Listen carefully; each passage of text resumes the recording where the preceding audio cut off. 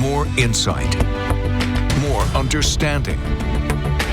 This is Fox 23 News in Depth with Rick Marino. We don't want it to shut down because we have the greatest period of time ever. I told you we have $17 trillion being invested, so the last person that wants it shut down is us. Now, with that being said, we can do things during the shutdown that are irreversible, that are bad for them and irreversible by them, like cutting vast numbers of people out, cutting things that they like, cutting programs that they like. Now, we'll hear from everyday Americans whose health care has been under assault by Republicans who have enacted the largest cut to Medicaid in American history, triggered a possible $536 billion cut to Medicare because of what happened in their one big ugly bill. In just a few hours, the federal government will shut down. For how long, we don't really know. For how this impacts you and why this is happening, joining me on the program tonight to speak unedited is Oklahoma U.S. Republican Senator James Lankford himself to explain what's happening now on Capitol Hill from his perspective and why it's possible this time some Oklahomans could actually lose their jobs. Senator, what is the hang-up in the disagreement that has led to this government shutdown? It sounds like a lot of things. Yeah, this is all New York politics at this point, I'm afraid. Senator Schumer is trying to be able to fight off some primary opponents to his far, far left. And so he's having to be able to show that he can fight Trump and be the resistance.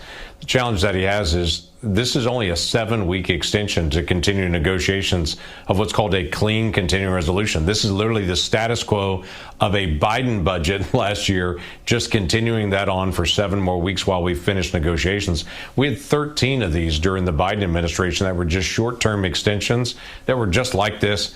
Were passed with a bipartisan majority, never was an issue. And now suddenly Senator Schumer is saying, no, we've got to be able to show we're fighting against Trump, against his hardcore left base. And it just doesn't make sense. So it's not selling well to, quite frankly, most Americans on it. And most people are saying, just stop arguing about this. Just go negotiate it, get it all done. But don't close the government down while you're doing it. Is some of this trying to roll back the big, beautiful bill? Well, Democrats have actually put a counter proposal up. This is back to trying to appease their left base. Their counter proposal is they want $1 trillion in new spending. They want a rollback of the one big beautiful bill. They want to have health care for people not legally present in the country. They want to have new climate initiatives. I mean, it's things that are just not rational for literally a 7-week extension. They're not going to get voted anyway. They know the president's not going to sign it. The House is not going to approve it. The Senate's not going to approve it. But they're just trying to appease the politics of their base at this point. All that we've asked and that the House of Representatives has already passed is just a 7-week extension of the current budget to say we're very close to the final negotiations on all 12 of our appropriation bills.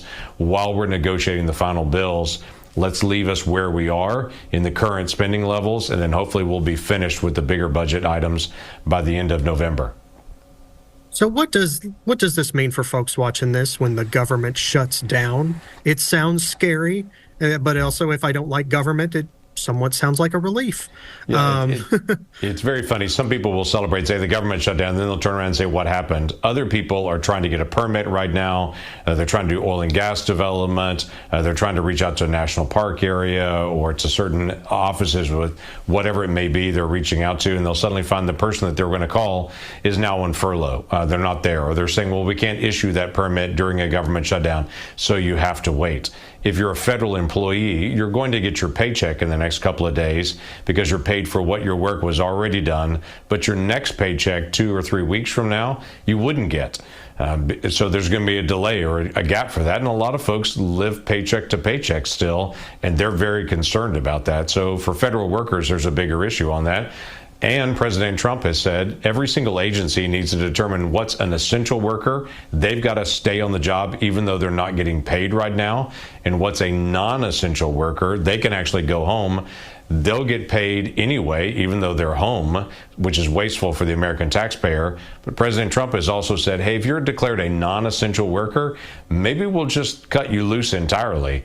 We may just say we may not need you at all long term. And so there's a lot of trepidation in these agencies to say, hey, if I'm declared non-essential, I may not ever return. I may lose my job during this shutdown. And others are saying, well, great, if you're non-essential, why are you there in the first place?